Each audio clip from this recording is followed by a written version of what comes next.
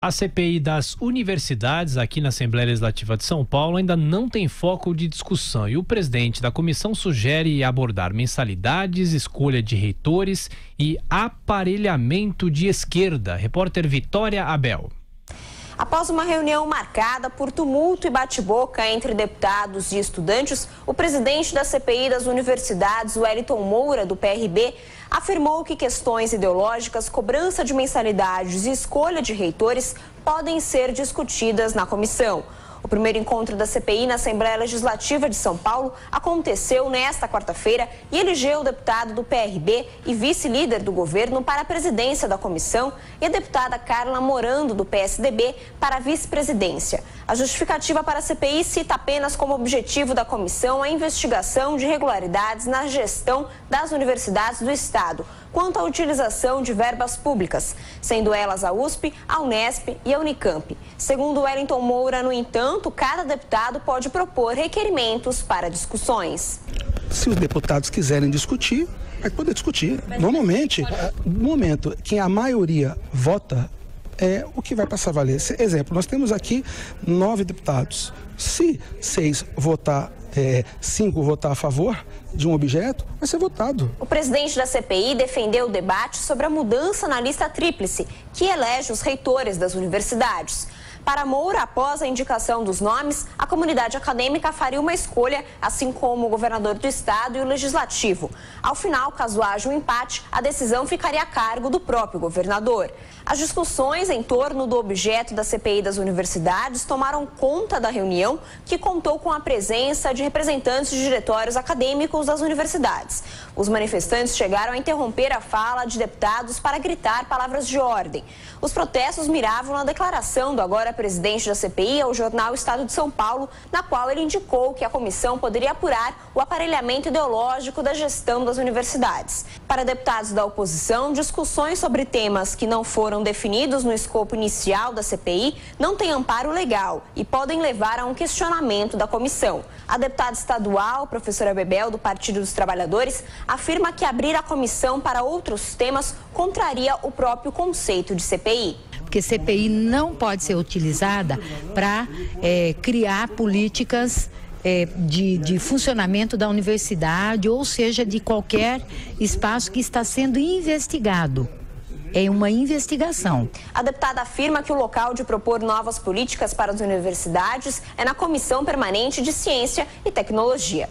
O deputado estadual Daniel José, do Partido Novo, entende que a comissão deve focar em questões técnicas. Porque se a gente começar a usar essa CPI como mais um palco para o debate de direita, esquerda, e esse tipo de coisa não vai ser produtivo. Na justificativa da CPI das universidades, o deputado Wellington Moura afirma que os quase 10% das receitas provenientes do ICMS do Estado pelas instituições precisa ser investigado. Outro ponto é o pagamento de salários acima do teto aos funcionários. A comissão é composta por 9 titulares, sendo eles do PSL, PT, PSB, PSDB, PRB, Novo, PP, MDB e PCdoB.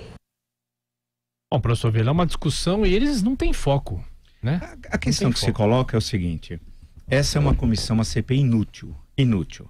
Primeiro, o presidente da comissão disse o seguinte, vocês ouviram há minutos atrás: quando 6 vota, então pera um pouquinho, então vamos por parte. Senhor presidente, o senhor não pode presidir uma CPI das universidades quando o senhor não fala português, né? Então, primeira coisa, o senhor precisa aprender a falar a língua de Camões, primeira coisa. Então, volta para o banco escolares, para o ensino fundamental, primeira série. É uma recomendação sincera que eu estou dando ao senhor. Primeira série, comece lá. Sendo assim, o senhor não tem condição nenhuma de discutir o que é o ensino universitário. O senhor não sabe o que é o ensino, a pesquisa e nem a extensão.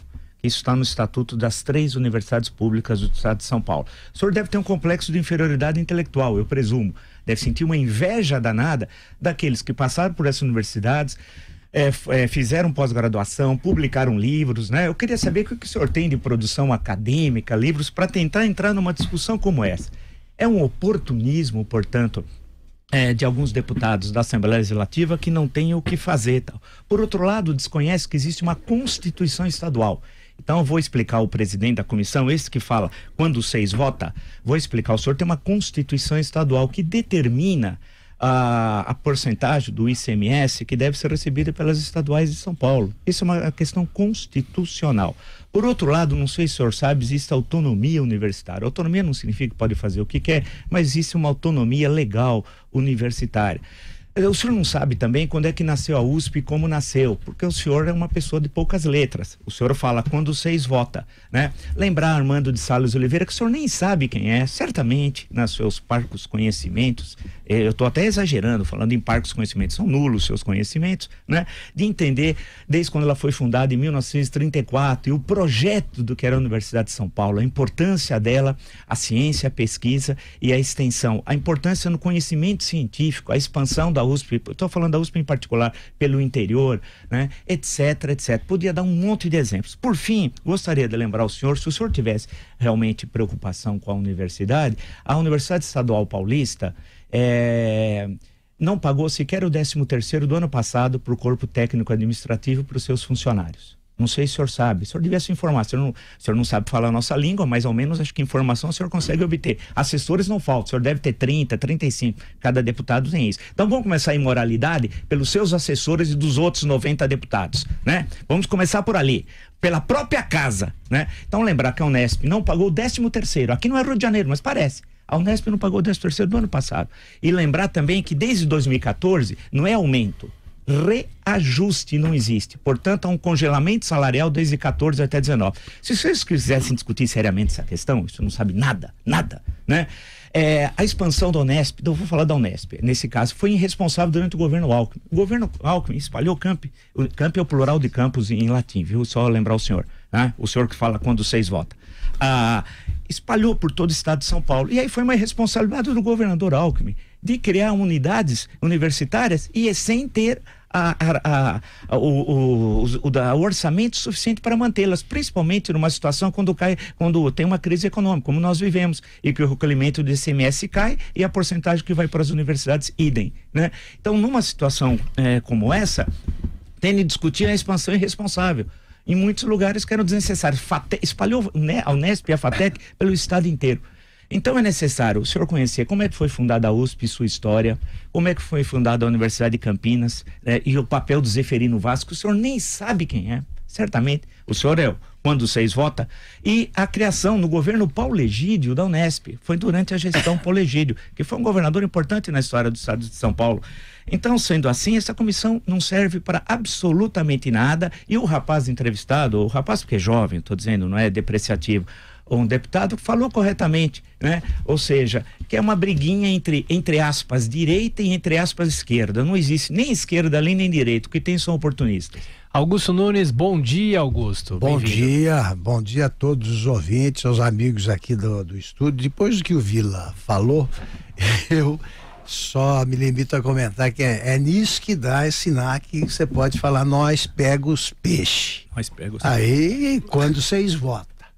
E eu acho que ele deve imediatamente, já está designando algum assessor para descobrir o que são parcos conhecimentos. Eu acho que essa seria uma boa questão, vamos sugerir. Agora, o duro é que o estado de São Paulo tem tantos problemas que valeria a pena ter boas CPIs e fica perdendo tempo com essas bobagens.